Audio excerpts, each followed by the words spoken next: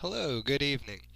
My name is Sean Nagel, and this is my final vodcast for Ed 536, 21st Century Teaching and Learning.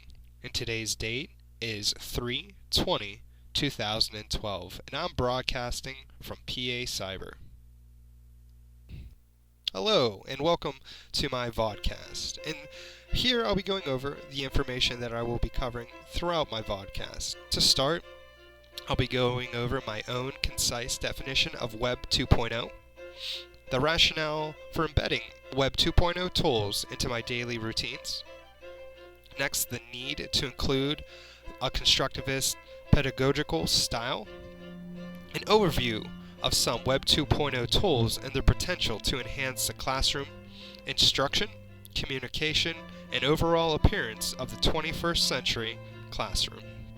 And also my own recommendations for what PA Cyber can do to enhance the usage of Web 2.0 tools among all staff. Enjoy! So my definition of what Web 2.0 means to education is the use of technology in the classroom using platforms like blogs, emails, wikis, podcasts, vodcasts, video chats, and discussion boards, both in small and large groups, and to do so by collaborating online in real time. The important thing to remember is that this is not only teacher-to-student interactions, but it has to have students effectively collaborating with their teachers and also with their fellow students. When students use Web 2.0, they are able to create, demonstrate, and present their knowledge of a given learning topic.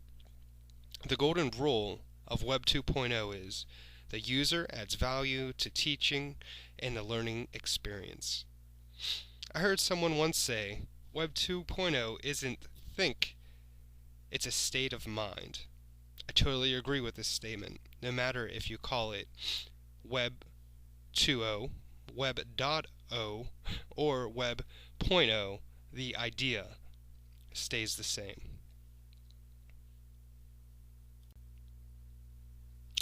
My rationale for embedding Web 2.0 tools into my daily routine while teaching is because it allows for deeper learning to happen while my students are in class.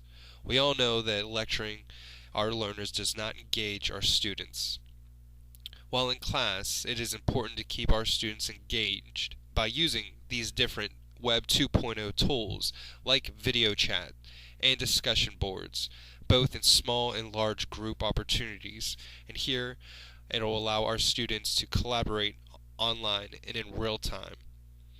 To go back to these, to video chat, and just by allowing my students to see my face while I'm talking to them and while I'm going through my slides, allows my students to connect. I find whenever I teach by allowing my students to watch me, it has them so much more engaged than if I was just a talking voice coming out of their computer.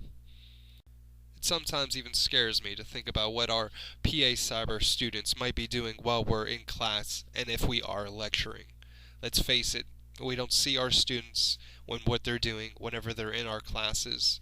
And sometimes I'm not sure if they're sitting there sending notes or even texting on their phone or even on their phone. I know sometimes I click into students and I hear them watching TV, or they might even be checking email or even on other websites.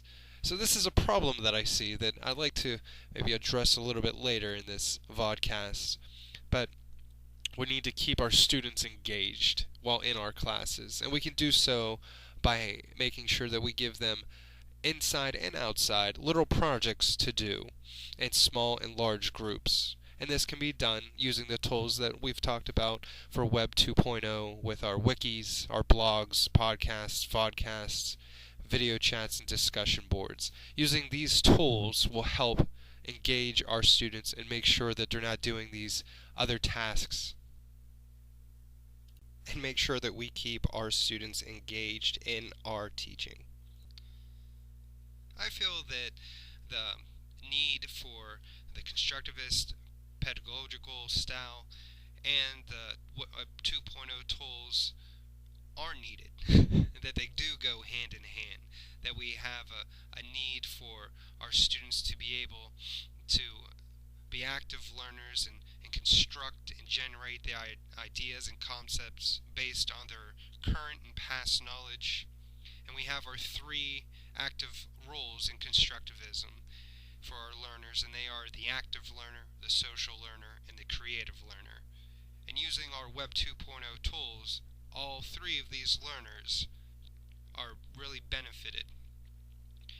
And powerful learning happens when students are actively engaged in creating new knowledge while connecting socially in communities of practice.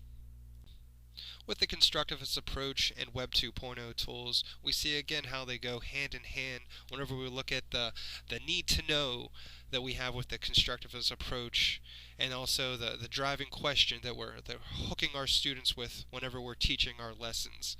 And by using our Web 2.0 tools, we're giving our students a voice and choice whenever they're working in their large or small groups. And also with this comes 21st century skills where they're working together, where they're learning to be leaders or learning to decipher between quality information and information that can be written by anyone, or the difference in opinion and fact. And also this will help them as they progress through school and then eventually enter our 21st century workforce.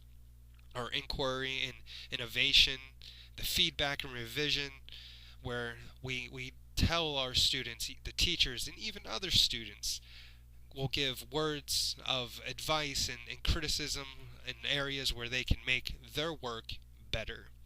And also, the very final step is making the public presentation project. So with these skills, they're learning how to go through the very first 6 steps and then finally come to a point where they can have their information and do a report on it. In this next section, I'll be doing an overview of some Web 2.0 tools.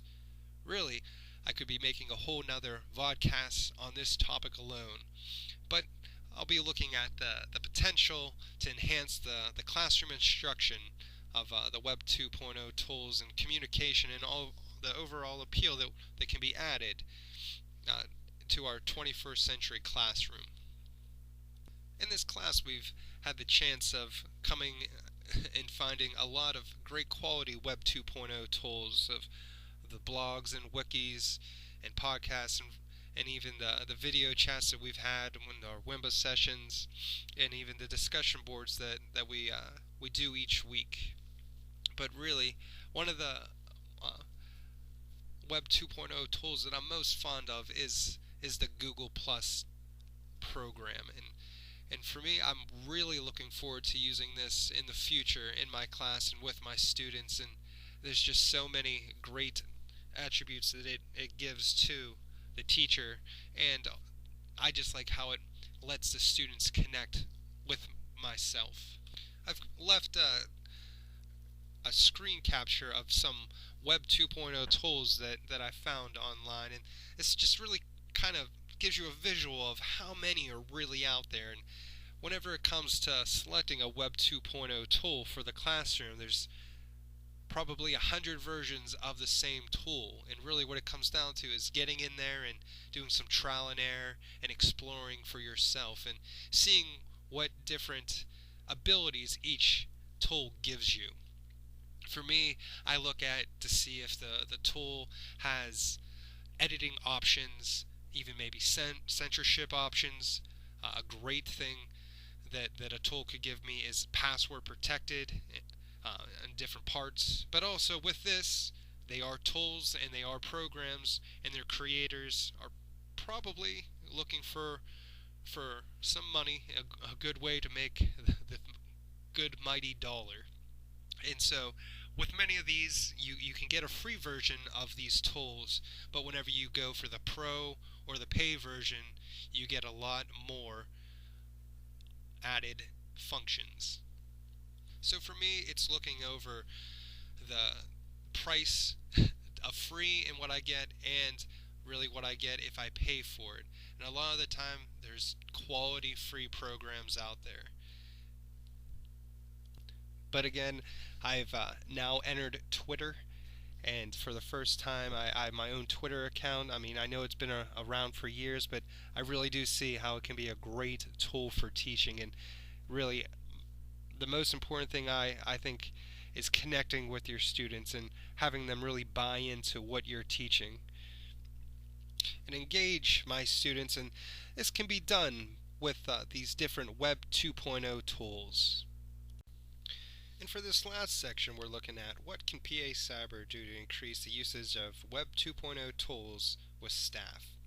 And at this point, I feel that PA Cyber really does have a good foundation for this to happen.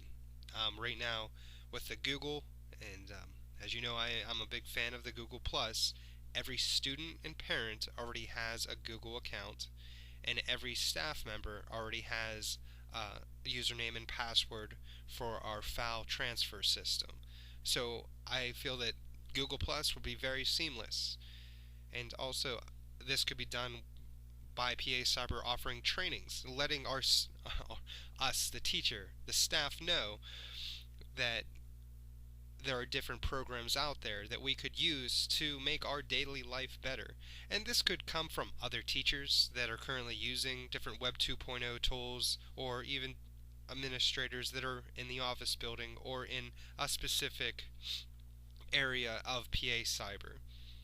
And also, sometimes there can be too much of a good thing.